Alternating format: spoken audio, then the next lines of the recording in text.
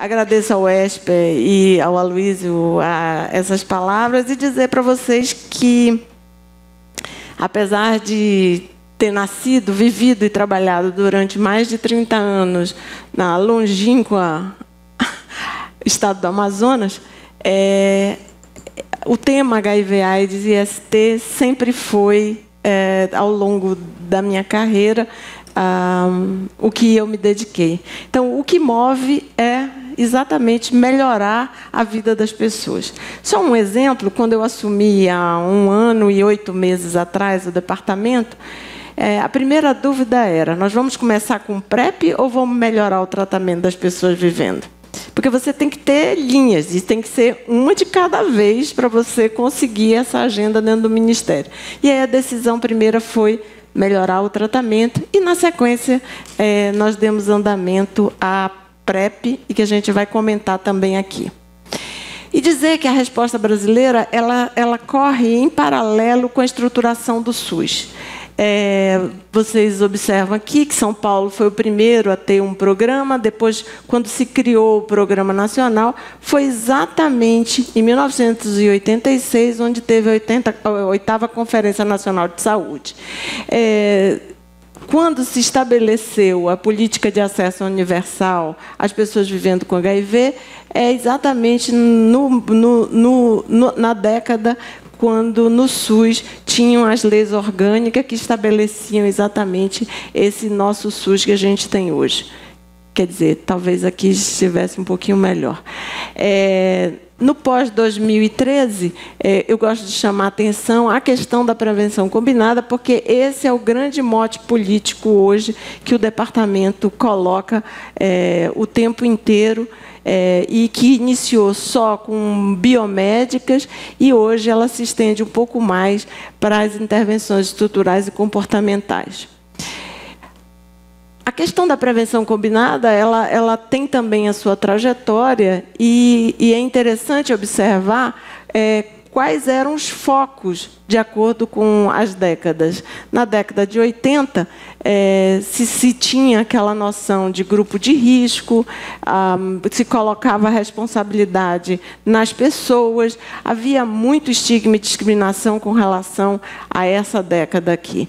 Já nos anos 90, a questão da abordagem ela sai um pouco do ponto de vista individual e passa a estar centrada na questão comportamental, e já se introduz alguns temas de determinantes sociais para explicar a vulnerabilidade das pessoas ao HIV.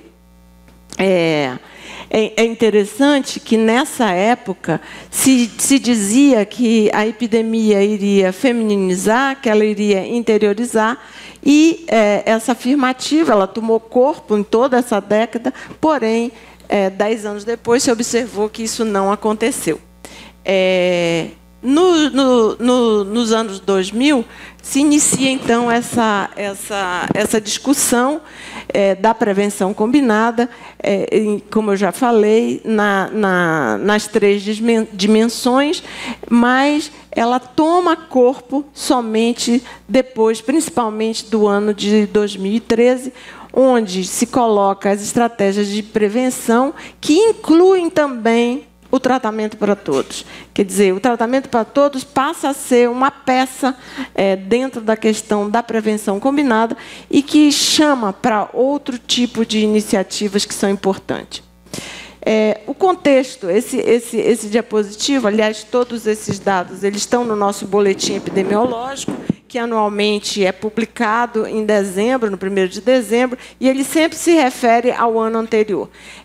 Dizer que é extremamente trabalhoso, porque é um boletim que tenta cobrir todos os bancos existentes, fazendo linkage entre CICEL, Ciclon, Sinan e SIM, que é o Banco de Mortalidade Nacional. Então, são milhares e milhares, milhões de dados que são cruzados para que a gente tenha um boletim que seja bastante fidedigno. Porque, vocês sabem, se encontra muitas vezes no Ciclon pacientes que não estão notificados no Sinan. E, da mesma forma, em outros bancos. Paciente que está no SIM e que não está nem no CICEL, nem no Ciclon, nem no Sinan. Então, é por isso a importância de se fazer esse linkage dos bancos. A questão da notificação da infecção pelo HIV, ela é bastante recente e ela começa em 2013, mas essas notificações anteriores a 2013 é do Estado de São Paulo, que já vem fazendo essa notificação há mais tempo. Eu acredito que esse foi um dos erros epidemiológicos no início da epidemia, de termos decidido apenas notificar a AIDS e não a HIV. Mas vocês observam, então, essa ascensão muito rápida até 2015 e depois ele vai começar a estabilizar. Eu acho que é isso aqui que é a realidade. Então, nós vamos ver, provavelmente, agora um platô, esperamos, que tenha essa característica aqui que vocês estão observando.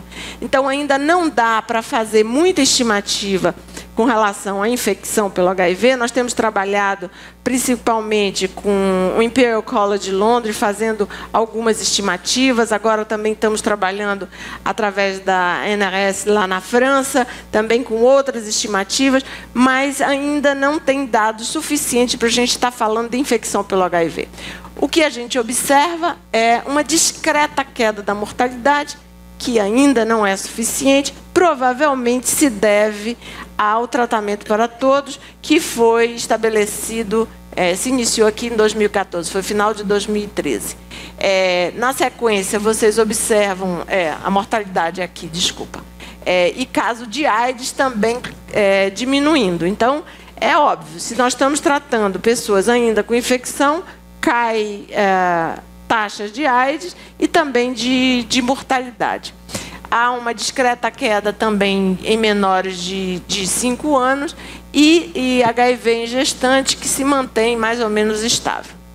Agora, isso aqui que é importante, que a gente não entende muito bem o que aconteceu nesses anos de 2010 e 2011, que é um aumento da questão da relação homens-mulheres nessa questão do HIV.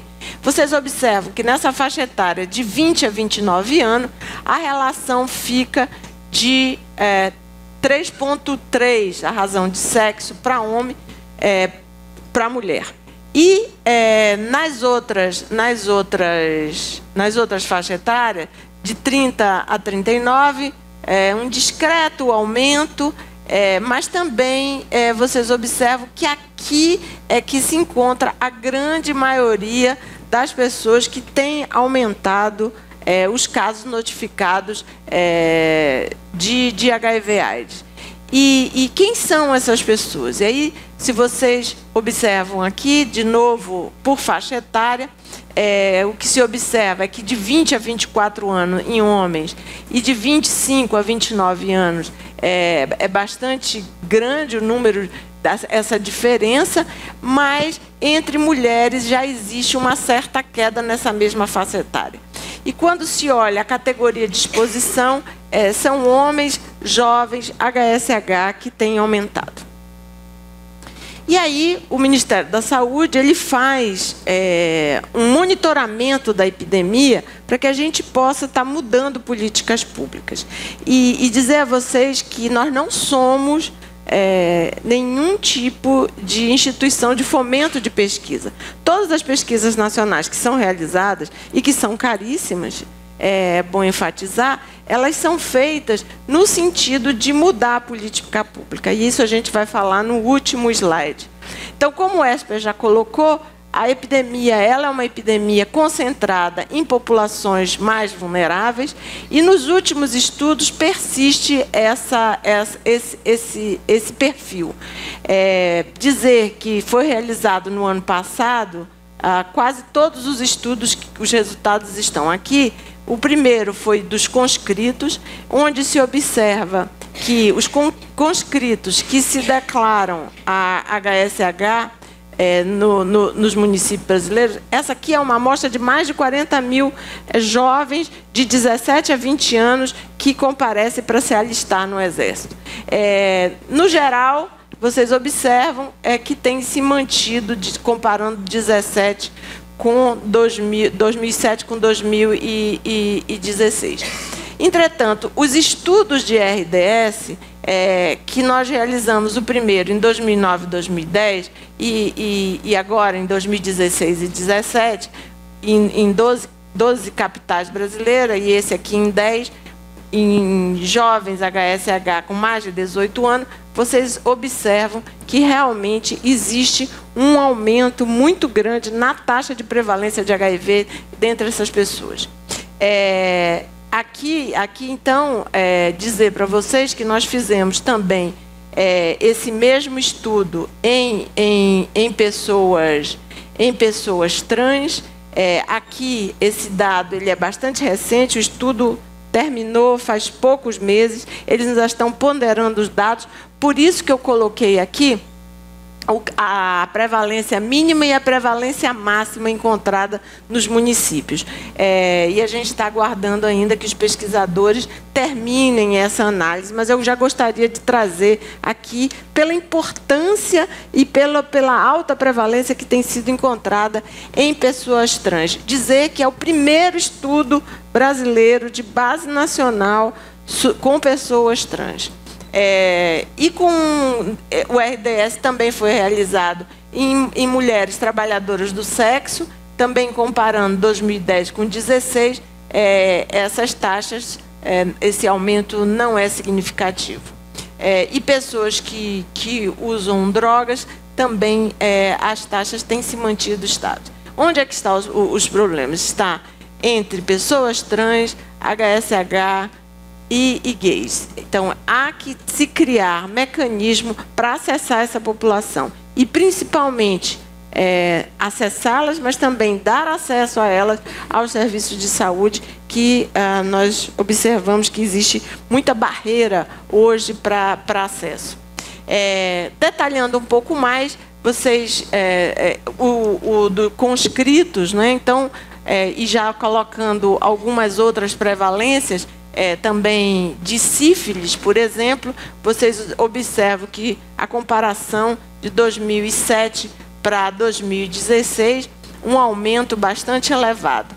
E dos conscritos que se declaram HSH, vocês observam também que tem um aumento bastante significativo de sífilis.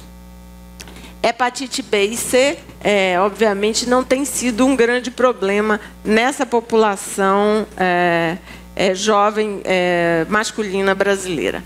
Mas, assim, com relação a outras questões, vocês observam que 40% relatam que sua primeira relação foi sem o uso do preservativo, não usam regularmente o uso do preservativo, inclusive, mais de 30% não relatam o não uso do preservativo, relatam o não uso do preservativo quando pagam por sexo, e nem tampouco quando cobram por sexo. Então, é um comportamento altamente vulnerável da nossa população jovem de 17 a 20 anos de idade.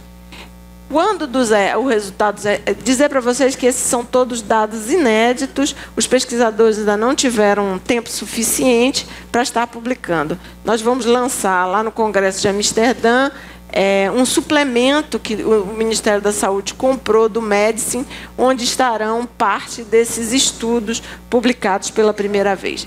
Então, com relação ao RDS de HSH, todo mundo sabe o que é RDS, eu fico falando como se é uma metodologia tipo bola de neve que você faz para poder acessar algumas populações de difícil acesso. Então, você seleciona num primeiro momento o que a gente chama de sementes, que são pessoas que a gente distribui nos bairros, de diferentes bairros da cidade, e você conhece, a pessoa é uma liderança, aí você convida essa primeira semente a participar.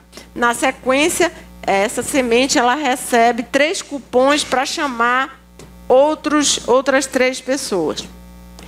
E assim sucessivamente. Para esses 3, se dá mais 3 convites para cada 3, e isso vai aumentando e forma uma rede na cidade de pessoas que comparecem àquele local indicado. e aí elas fazem um questionário, e dessa vez é a primeira vez que nós fizemos também hepatite B e C nessa população, que no de 2009 e 2010 nós não havíamos realizado esse teste. Então, é uma metodologia bastante usada para acessar populações que normalmente não estão no serviço de saúde. A Esther Sabino, que está aqui, ela participou, inclusive, do RDS de 2009 e 2010, analisando, acho que foi a genotipagem, né, dos homens que fazem sexo com homens.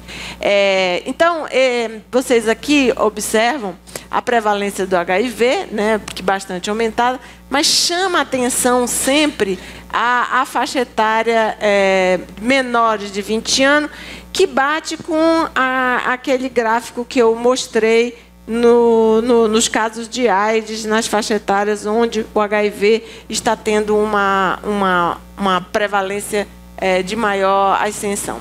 Aqui a sífilis, que eu já me referi, e, de novo, a questão comportamental dessas pessoas que relatam sexo anal receptivo desprotegido nos últimos meses, 36%, e a variação de acordo com a capital.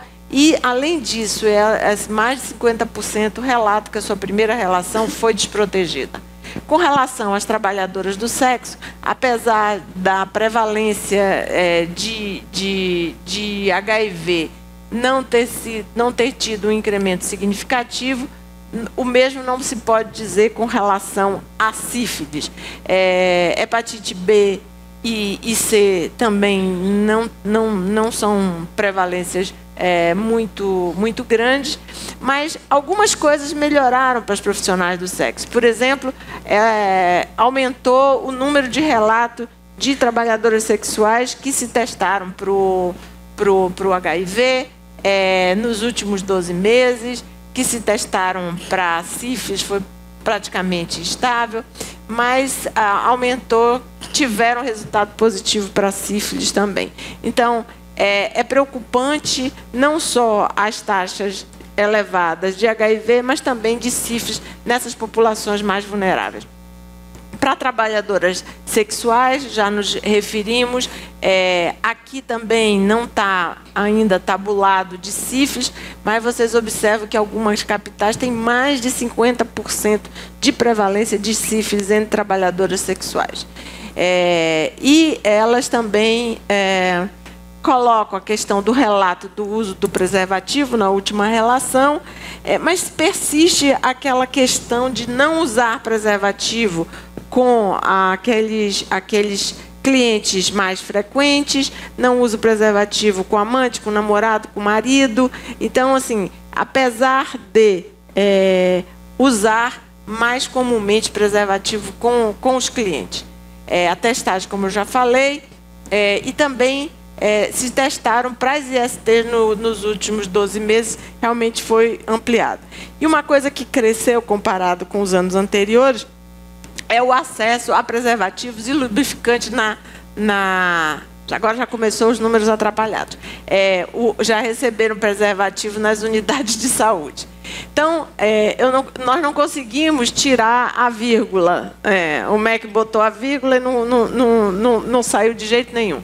Então, essa é a cascata de cuidado contínuo de 2017. Dizer para vocês que esse é um exercício, é uma estimativa, principalmente no que diz respeito a essa primeira barra de pessoas vivendo com HIV. Mas é feito de uma forma bastante responsável, ela é validada por técnicos do UNAIDS, essa estimativa de quantas pessoas vivem com HIV no Brasil. Então, para 2017, o número seria de 866 mil pessoas vivendo com HIV.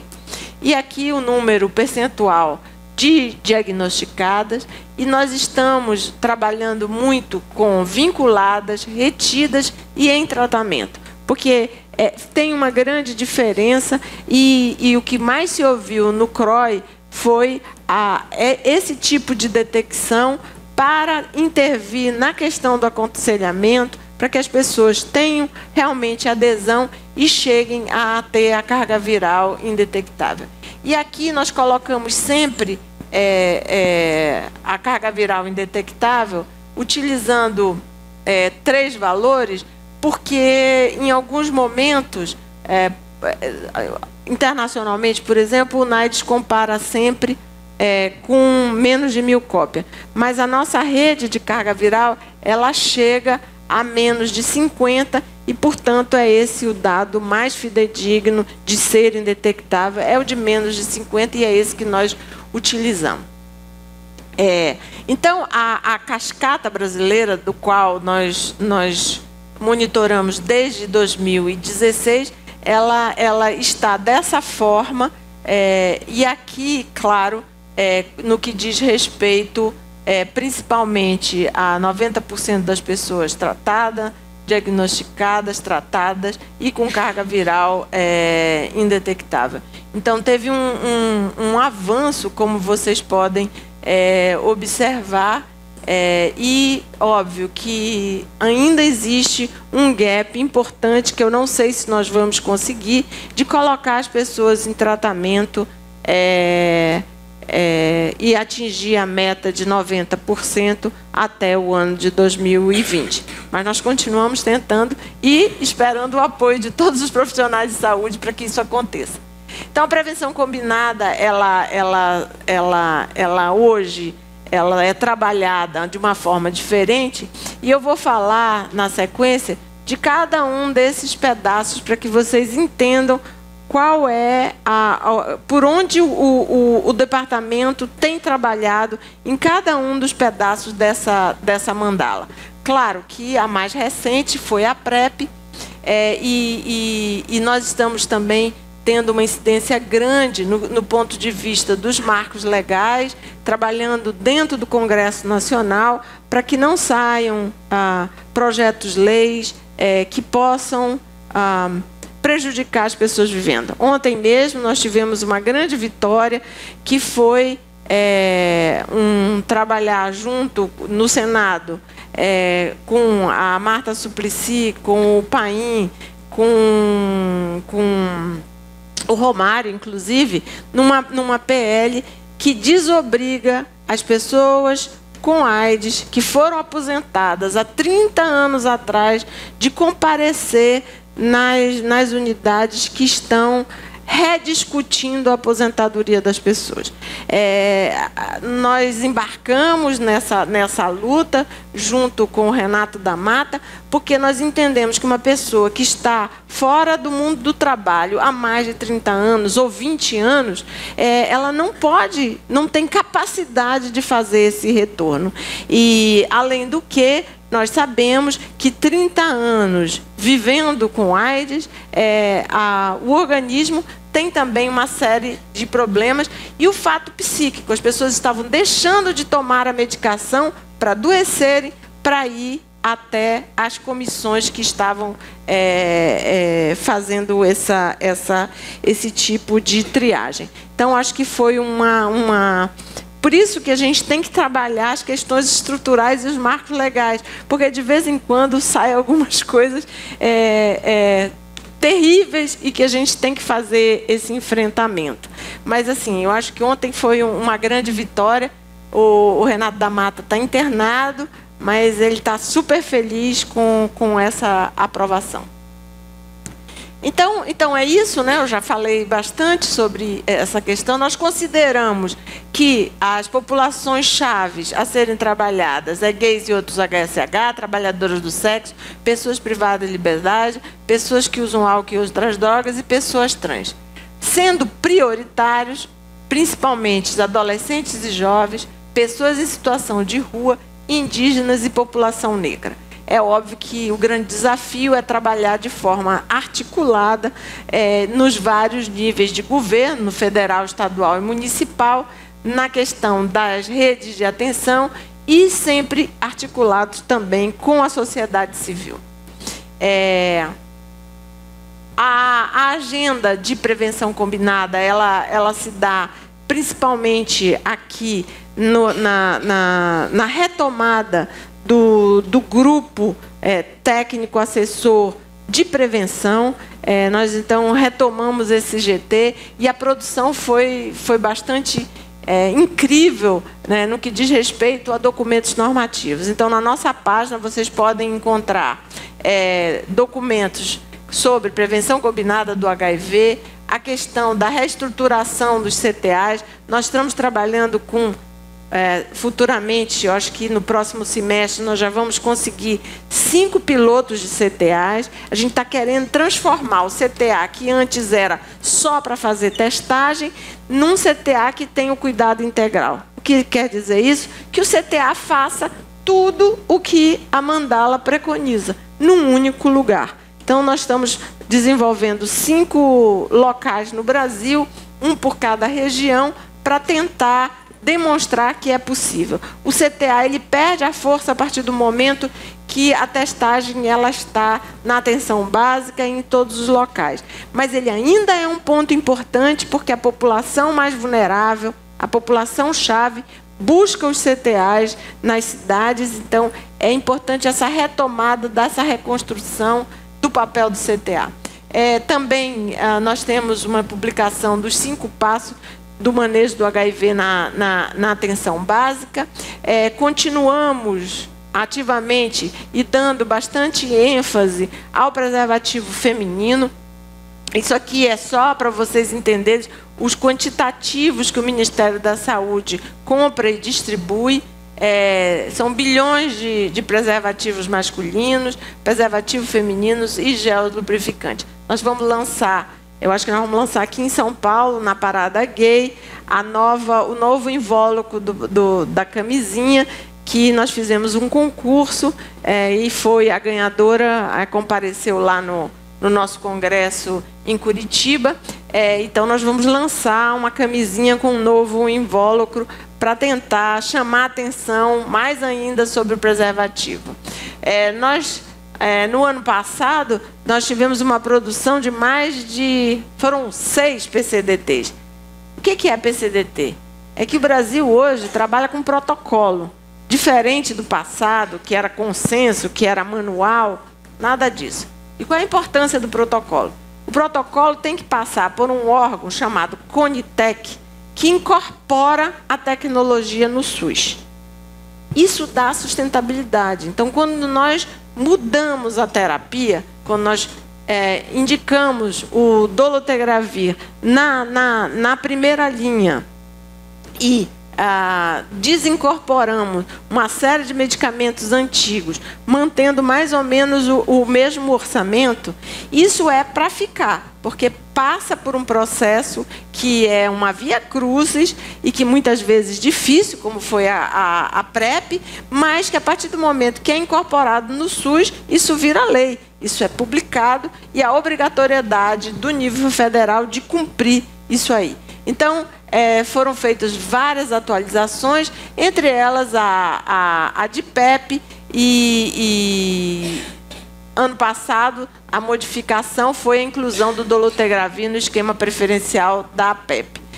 Eu ainda não acho que a PEP tem um volume expressivo. Eu acho que é preciso trabalhar mais para disponibilizar a PEP, principalmente em locais que ficam abertos no fim de semana, porque como ela tem que ser iniciada nas primeiras 72 horas após uma relação sexual de risco, a pessoa tem que ter um local que ela possa acessar rapidamente. E muitas vezes as unidades de saúde estão fechadas, as que têm PEP para oferecer. Então, é preciso trabalhar ainda mais com PEP.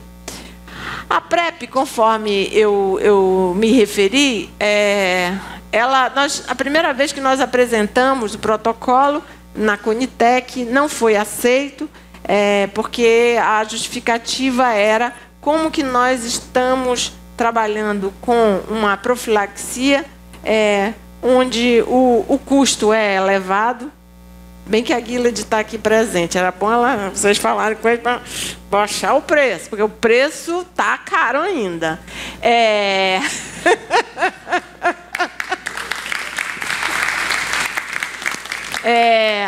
Mas está chegando o genérico, aí eles vão ser obrigados a baixar. Então, desculpa aí, hein, Rony? Olha só, então, dizer para vocês que no primeiro momento, e finalmente em maio, nós conseguimos fazer e incorporar a PrEP na Conitec. A incorporação ela ficou indicada para gays e outros HSH, pessoas trans, profissionais do sexo e casais soros diferentes. Depois a gente discute por que isso aqui. E aí, a PrEP, então, ela começa a ser implementada no Brasil em dezembro de 2017, em 36 serviços de saúde em 11 estados. E dizer para vocês do desserviço que a época fez recentemente, vocês acho que têm acompanhado essa questão. A época, ela entrevistou algumas pessoas, usa dados do Ministério da Saúde e ela faz um desserviço, um desestímulo à PrEP. É o que menos nós gostaríamos que acontecesse. Mas, por um lado, tem um dado positivo. Isso está tão polêmico. Nós botamos nota de repúdio. O Rico, que foi entrevistado, também colocou nota de repúdio. A Beatriz, o João Willis, muita gente entrou nessa onda. E ontem eu soube que até o Esper entrevista o Rico no Facebook, falando exatamente dessa questão. Então, se vocês puderem acessar, está lá um vídeo bastante interessante do Esper entrevistando o Rico e falando dessa questão do desserviço. Por um lado, o que é positivo?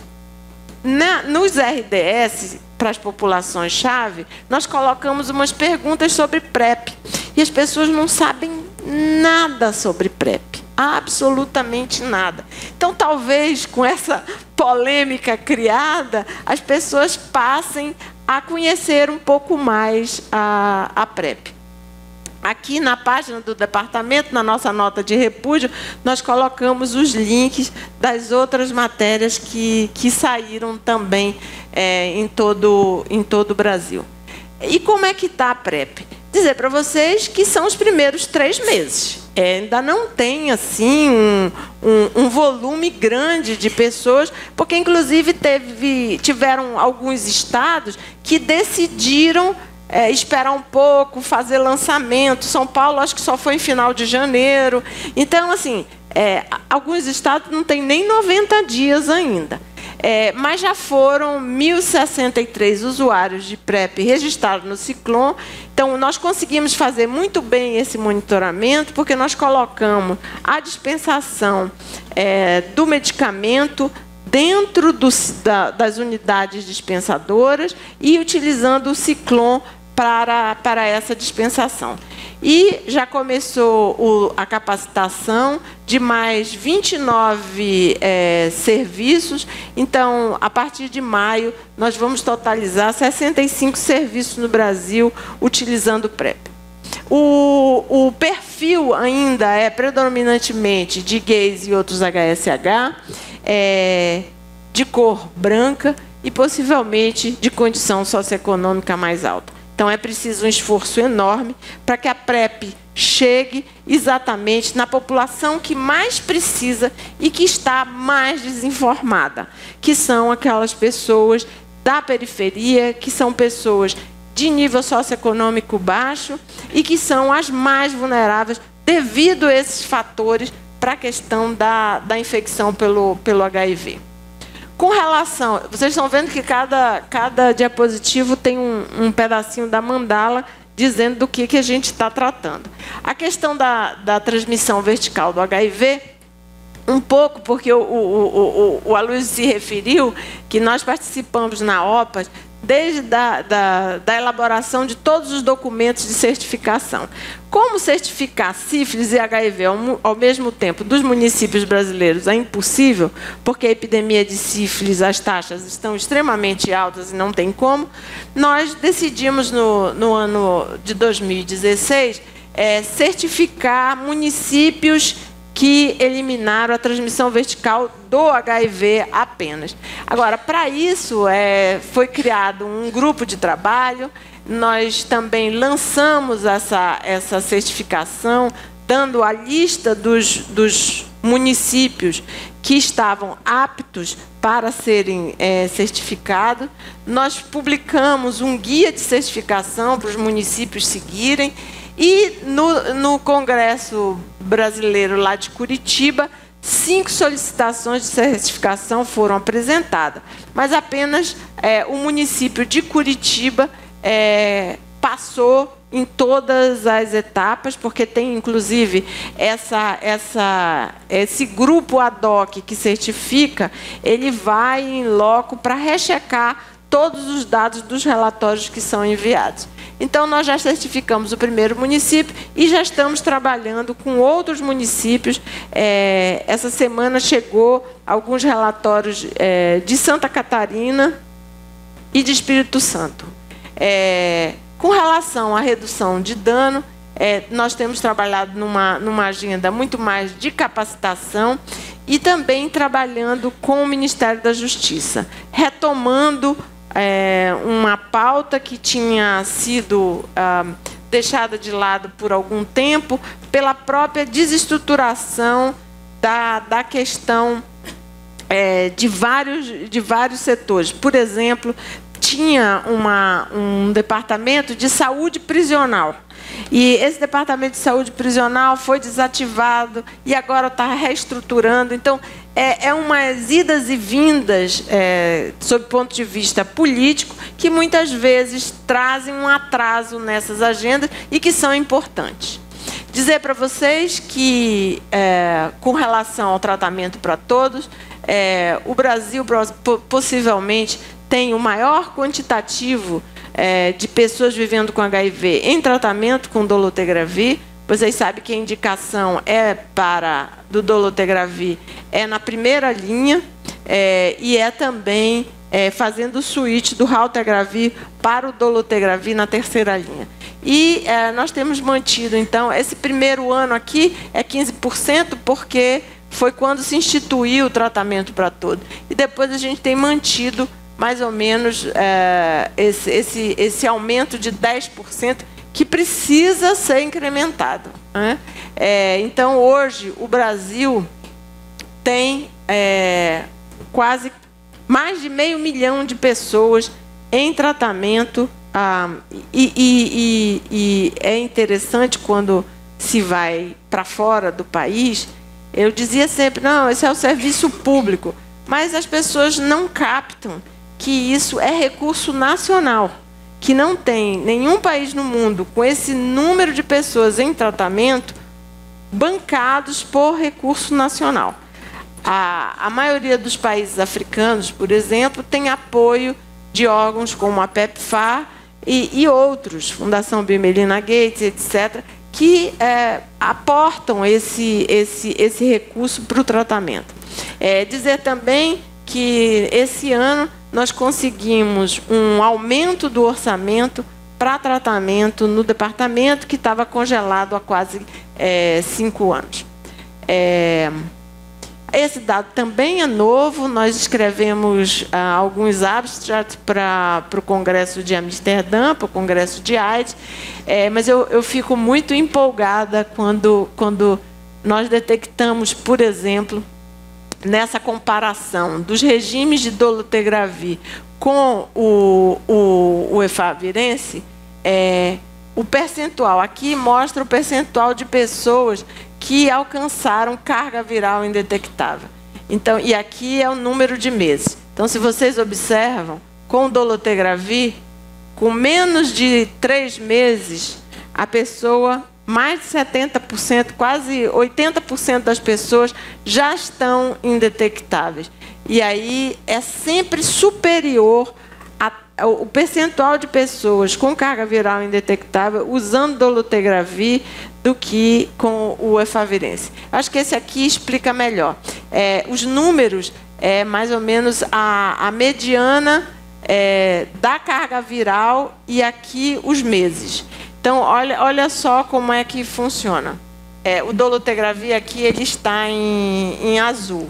Então, olha só, o dolutegravir, então, ele cai bem rapidamente e zera muito antes do efavirense, que só vai tornar a carga viral indetectável com 6 meses de tratamento. Agora, o que é mais importante diz respeito ao enfrentamento da transmissão vertical. Com a mudança que fizemos do efavirense para o raltegravir, que também é um inibidor de integrase, porque pessoas com tuberculose não podem tomar o dolutegravir. Então, nós colocamos o raltegravir. E aqui, vocês observam que a proporção de gestantes que iniciaram terapia antirretroviral com RAL, comparada com o efavirense, e que apresentaram a supressão viral depois de 2 a 8 semanas de início do tratamento. Então, esse aqui são aí de novo as 3 barras, né? Mas eu chamo a atenção para cá, ó, com menos de 50. Então, gestantes com efavirense depois de 2 a 8 semanas, só 40% tinham carga viral indetectável, quanto com raltegravir, 76% estavam com carga viral indetectável. Isso demonstra que a rapidez da queda da carga viral durante a gravidez é muito importante para evitar, para fazer prevenção da transmissão vertical do HIV. Paralelo a essa implementação do dolutegravir, nós fizemos no próprio Ciclone a farmacovigilância do dolutegravir. Aqui é o número de pessoas que utilizaram entre abril de 2017 e fevereiro de 2018, na primeira dispensa, o dolutegravir e com relação à troca na terceira linha. Esse projeto ele teve bastante sucesso, porque 97% dessas pessoas, lá na UDM, eles notificaram se houve ou não alguma reação adversa ao dolutegravir. Então, vocês observam aqui que esse aqui foi o total de pacientes que tiveram reação adversa, quais foram o total de reações adversas, e é um percentual bastante pequeno, se comparado com o número de pessoas que fizeram uso, tiveram uma reação persistente. E as principais reações foram gastrointestinal, neurológica, algumas com distúrbio de sono, alguns problemas dermatológicos e os outros com bem menos frequência.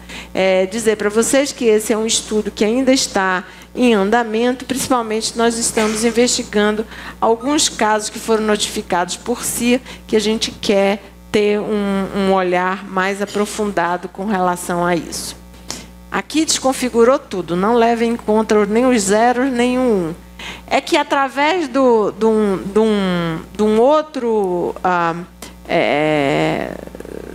outro programa que o departamento tem, que é o SINC, que monitorava apenas aquelas pessoas que estavam no Cicel e no Ciclone, mas que não estavam em tratamento. Hoje, ele monitora e manda esses relatórios para estados e municípios, não só daquelas pessoas que têm esse gap de tratamento, que fizeram em algum momento CD4 ou carga viral, mas que ainda não estão em tratamento, mas também ele avalia a questão da adesão insuficiente e do abandono, utilizando conceitos já estabelecidos pela própria OMS. Então, é importante enfatizar que esse sistema dá essa informação para as coordenações para que possam buscar esses pacientes, principalmente aqueles que estão em abandono e em adesão insuficiente. Apesar de que nós temos um grande percentual de pessoas e que aumentou bastante nos últimos anos com adesão suficiente. Dizer que o autoteste é uma realidade no Brasil.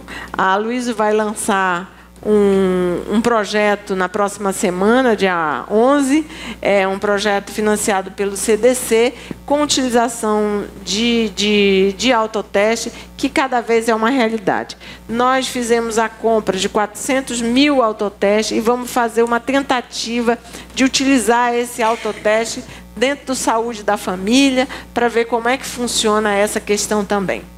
Os testes rápidos é uma realidade e que nós quase... O nosso objetivo em 2017 era distribuir 12 milhões de testes rápidos. Nós chegamos quase lá. Esse ano, nossa meta ainda é maior. E aqui eu coloquei só para efeito de ilustração, também os 9 milhões de testes de sífilis distribuídos e os 6 milhões de testes de hepatite B e C que foram distribuídos no ano passado pelo Ministério da Saúde.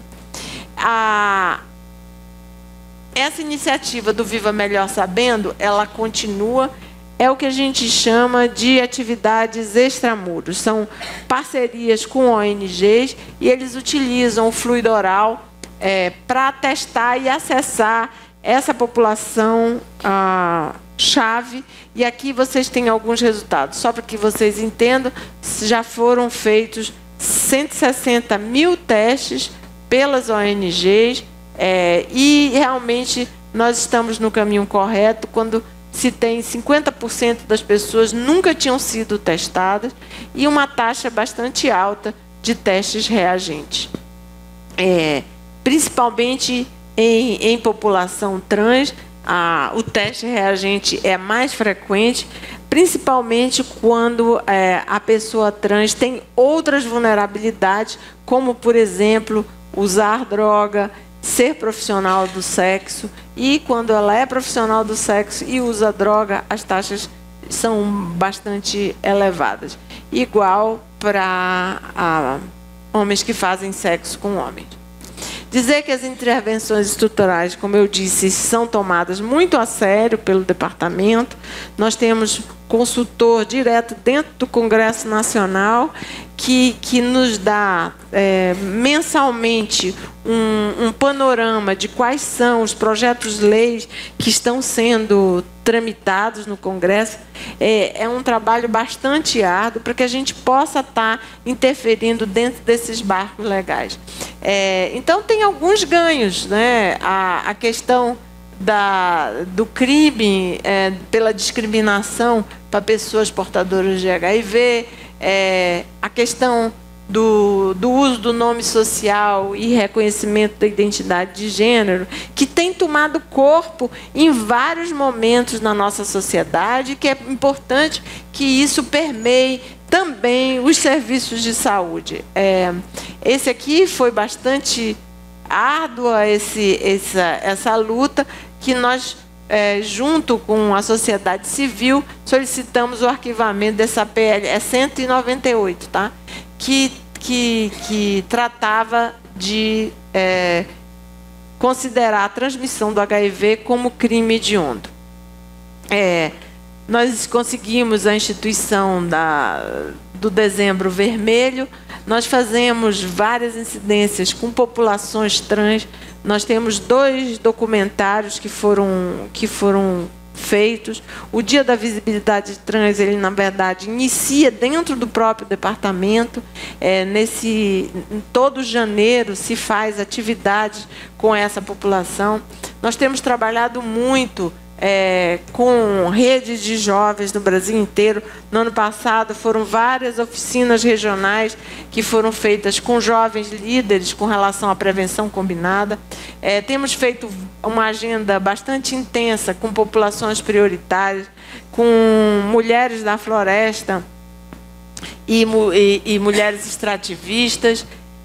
Vai sair a primeira cartilha de homens trans que nós conseguimos elaborar junto com eles sobre prevenção combinada. Nós modificamos o nosso Ciclone e o nosso Cicel, corrigindo a questão do nome social e identidade de gênero. E aqui nós temos o nosso principal desafio. Nós fizemos uma agenda que é uma agenda de atividades a ser cumprida no ano de 2018 e 2019. Essa agenda ela foi construída em parceria com outras áreas do Ministério da Saúde, com áreas de outros ministérios, como o Ministério da Justiça, Secretaria da Juventude. Chamamos sociedade civil, chamamos as agências da ONU para trabalhar junto. E essa agenda hoje, que tem o objetivo de ampliar o acesso da população-chave às ações de prevenção combinada e do cuidado integral, ela está, finalmente, na nossa página, em consulta pública, por 20 dias. A consulta pública ela sempre é importante, porque ela redireciona, às vezes, muitas questões quando nós conseguimos que as pessoas realmente acessem e opinem sobre o que nós estamos tentando instituir como política pública. Então, dizer para vocês que esse vai ser um dos direcionamentos. Nós já estamos trabalhando só com agenda, nós temos uma agenda pesada, que é a agenda de sífilis, que é uma agenda, e óbvio, que vai impactar também o HIV, é uma agenda que foi construída através de uma emenda parlamentar que nós conseguimos no ano passado, de 200 milhões de reais, específicos para a questão da sífilis, e essa agenda estratégica para populações-chave, respondendo àqueles estudos que vocês viram pela primeira vez que eu estou apresentando assim de público, o resultado dos estudos de RDS, de conscritos para a população-chave.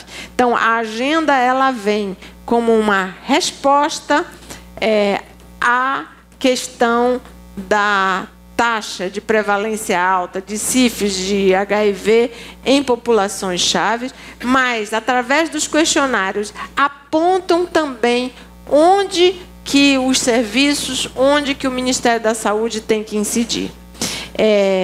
Então, eu gostaria só de solicitar que as pessoas entrem no site do Ministério, www.aids.gov.br, e opinem sobre a agenda estratégica, que vai ser o nosso mote nos próximos 2 anos. Muito obrigada.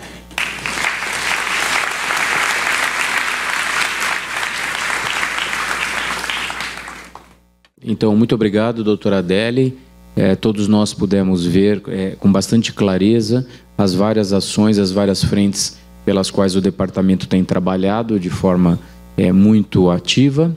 E eu acho que, em contato com os organizadores, nós chegamos à conclusão que, como o tema é de grande relevância, nós poderemos abrir para 2 ou 3 perguntas. Eu só pediria que as pessoas que quiserem fazer uso da palavra levantem a mão para ter acesso ao microfone e que se identifiquem antes de formular sua questão. Solicitaria também que as questões sejam bastante objetivas. Obrigado. Bom dia, doutora Adele. Eu sou a Ana Isabel Dias, oriunda da Fiocruz, mas estou aqui no MT. E, na verdade, eu queria parabenizar, não sei se é uma pergunta, mas também colocar como alerta, um alerta assim, do encontro que eu tive. Assim, gostei muito da sua apresentação, fiquei, assim, me senti presenteada, né? Por várias razões. Eu acho que uma das principais foi saber que a sua origem foi do Amazonas, né? E eu trabalhei lá por uma década com a população indígena. E agora, ao final, depois de um tempo, eu consegui fazer o doutorado com eles, na população indígena, e sobre o tema da hepatite, né? E aí muita coisa assim me preocupou, e esse é um alerta, né?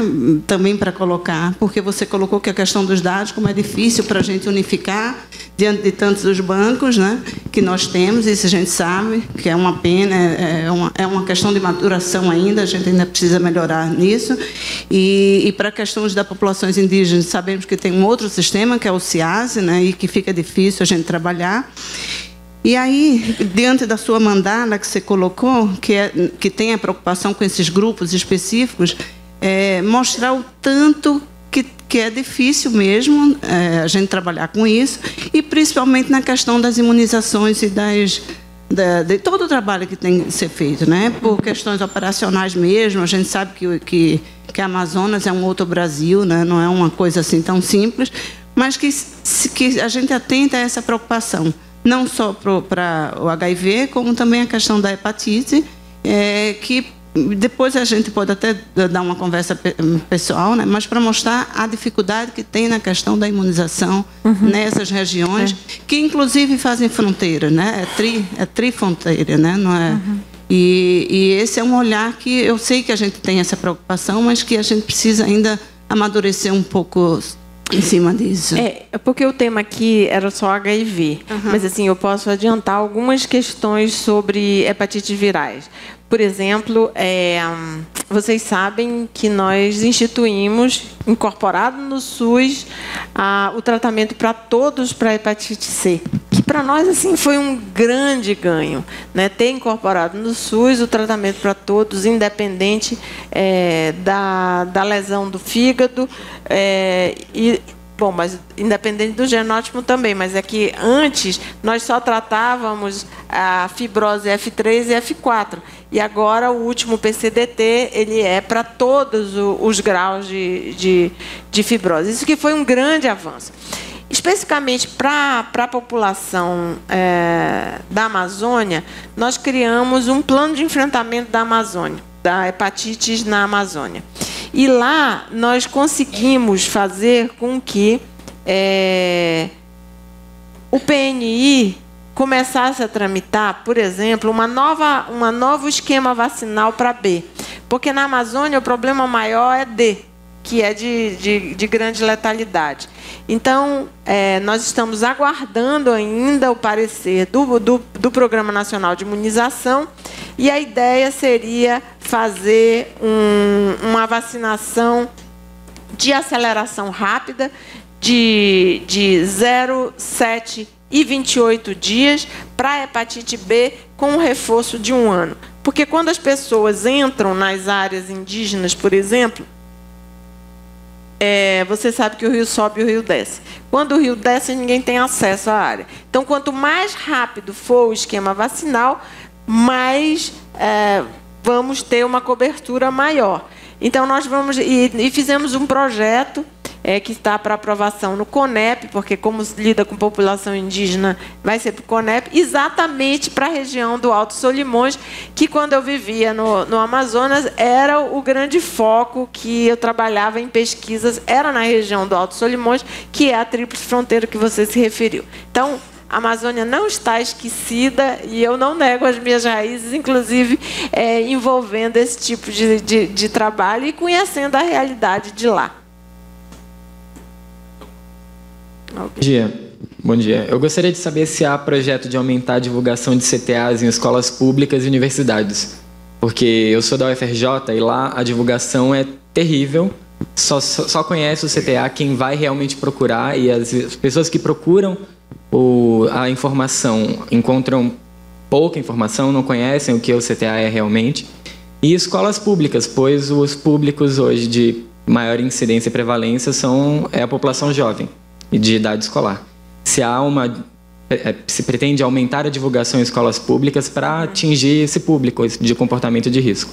Eu não sei se você acompanhou, mas assim, no Brasil existia um programa que chamava PSE, Prevenção e Saúde nas Escolas, que durante um tempo, de novo, foi desativado. Que inclusive teve apreensão das cartilhas que o departamento tinha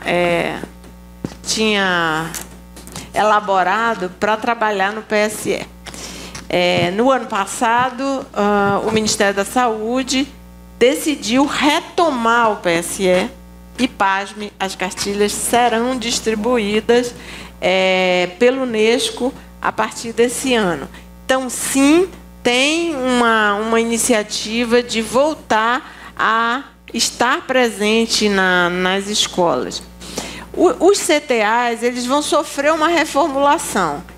Claro, eles não vão deixar de estar fazendo testagem, mas o que nós esperamos com esse novo modelo é que ele possa fazer a testagem, tratar, oferecer PEP e PrEP, todos os componentes da mandala.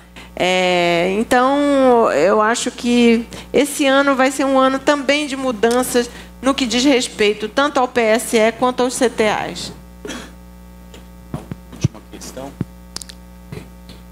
Adele, Luiz Carlos aqui. Luiz Carlos do Instituto Emílio Ribas. O Instituto Emílio Ribas tem se concentrado cada vez mais na média e alta complexidade, mas muito próximo da assistência. E aí a pergunta seria, quanto mais diagnóstico, maior demanda para serviços de saúde. Como é que está essa discussão em relação a essa cascata que vai para os programas estaduais e municipais em relação a linhas de cuidado no planejamento para 18 e 19? Esse diagnóstico situacional nós já fizemos, né, há 2 anos, mostrando que os SAIs estão sobrecarregados. Uma boa resposta ao HIV era você ter menos internação por AIDS. É o que a gente esperaria, o que ainda não está acontecendo. Então, os hospitais que classicamente, Emílio Ribas, o nosso lá da Fundação de Medicina Tropical de Manaus, recebe um contingente enorme ainda de pacientes que ficam hospitalizados, que não deveriam mais ter essa taxa de ocupação leito pelo oferecimento do tratamento que se tem hoje. Mas, infelizmente, ainda temos muita AIDS quando deveríamos ter menos pessoas adoecendo. Isso é uma questão. Os SAIs estão sobrecarregados. Existe muita resistência por parte dos pacientes, mas também dos próprios profissionais de saúde, em fazerem essa descentralização para algumas unidades da atenção básica que estão preparadas para isso. Alguns modelos foram criados no Brasil. Por exemplo, no município de Curitiba, a prefeitura contratou equipes com infectos, etc., que vão nas unidades da atenção básica para discutir com os profissionais alguns casos. Então, ela trabalha numa equipe volante nessa estrutura da atenção básica. Nós lá no Amazonas, porque a Fundação de Medicina Tropical, ela tem hoje, se eu não me engano, são 14 mil pacientes no ambulatório. É impossível você ter qualidade com esse contingente de pessoas sendo acompanhadas. Então, a HF, a AIDS Health Foundation, está ajudando lá na cidade de Manaus a fazer esse processo de descentralização para outros SAIs do município, e esses SAIs eles resolveram adotar algumas unidades de saúde. E fica essa relação entre os SAIs do município e as unidades de saúde que ele toma conta ou que ele dá apoio. E a Fundação de Medicina Tropical fica para os casos mais terceirizados. Mas todo esse processo sempre é muito lento e muita resistência a isso. Mas o documento que nós nos embasamos é os 5 passos do manejo do HIV na atenção básica, que está também na nossa página, e que subsidia, e que nós temos também algumas boas práticas que mostram os diferentes modelos que podem ser utilizados para descentralização.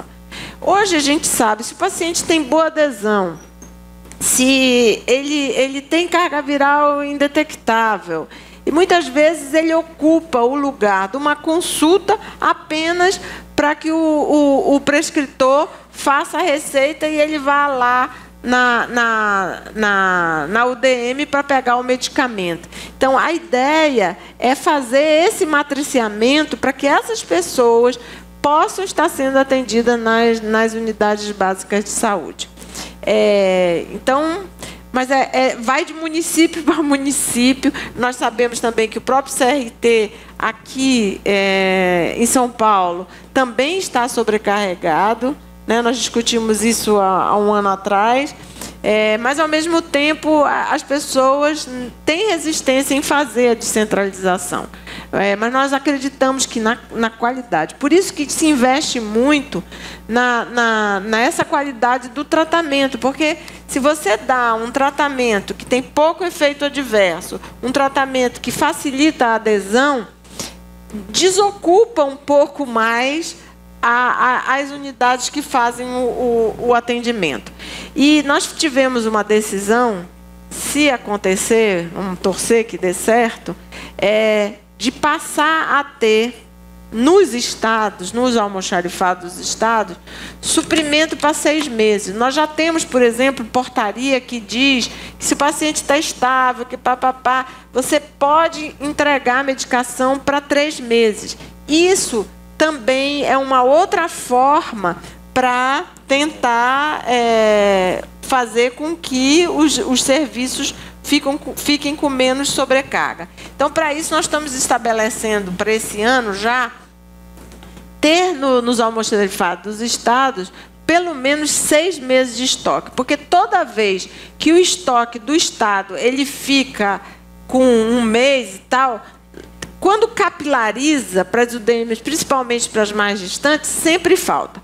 Agora, o problema são os estados não têm almoxarifado suficiente. Tem um estado extremamente problemático que a gente sabe, ele dificulta o recebimento da medicação, ele faz a logística de distribuição para as UDMs uma vez no mês. Então, assim, tem uns estados que o problema é crônico de abastecimento. Felizmente, o que melhor responde é São Paulo. São Paulo realmente consegue trabalhar e a gente diz, olha, o estoque está crítico. Imediatamente, a coordenação faz o remanejamento interno das UDMs e não tem problema. Mas a gente não pode dizer o mesmo da gestão dos outros estados. Bom, mais uma vez agradecemos muito a doutora Adélia. A sua apresentação nos deixou com bastante clareza o pensamento de que não só o Ministério e o departamento em particular tem que atuar em várias ações de natureza técnica, baseados na evidência científica acumulada, mas também tem que estar atuando continuamente, de forma vigilante, para evitar os reveses que continuamente nos ameaçam na condução dessas políticas públicas. Parabéns, mais uma vez, doutora Adélia, a senhora e a sua equipe do departamento, e pense que temos aqui, o departamento tem aqui muitos aliados na condução de todas essas ações. Parabéns e muito obrigado. Obrigada.